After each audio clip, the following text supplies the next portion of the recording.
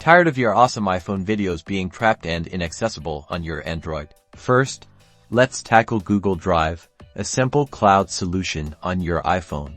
Download and open the Google Drive app, and then tap the plus icon at the bottom. Select Upload, then choose Photos and Videos. Find the videos you want to move and tap Upload. Larger files will take longer, so be patient and ensure you are connected to Wi-Fi. Now, switch to your Android phone, open the Google Drive app, sign in with the same Google account and find the videos you just uploaded. You can then download them directly to your Android device.